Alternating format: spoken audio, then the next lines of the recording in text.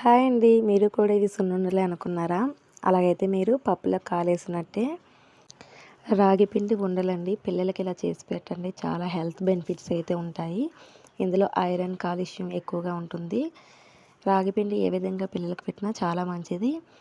ముందుగా అయితే 1 స్పూన్ గీ వేసుకొని 1 కప్పు రాగి పిండి అయితే వేసుకున్నాను. మంచిగా కలర్ చేంజ్ అయ్యే వరకు అయితే ఫ్రై చేసుకుందాము.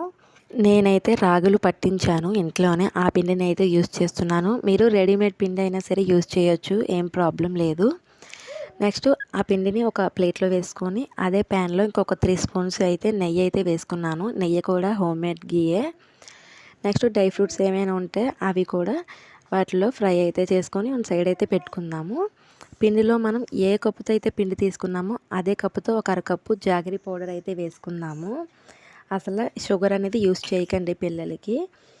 మీకు జాగరి పౌడర్ అవైలబుల్గా లేకపోతే బెల్లం అయినా సరే చిన్న చిన్న పీసెస్గా కట్ చేసి వేసుకోవచ్చు. నెక్స్ట్ అయితే మనం ఇందాక నెయ్యిలో అయితే మన డ్రై ఫ్రూట్స్ అయితే ఫ్రై చేసుకొని ఉంచుకున్నాం కదా, అది వేసుకొని మంచిగా కలిపేసుకొని మనకు నచ్చిన సైజులో ఉండలు అయితే చుట్టేసుకోవడమే. ఒకసారి ఉండలు అయితే చూడండి ఎంత బాగా వచ్చాయో, చాలా సాఫ్ట్గా అయితే వచ్చాయి. మనం తింటున్నప్పుడు అక్కడక్కడ జీడిపప్పు, బాదం పప్పు అలాంటి డ్రై ఫ్రూట్స్ తగులుతుంటే చాలా బాగుంటుంది. ఇందులో వాటర్ కానీ పాలు కానీ ఏమీ వేయకుండా చేయండి.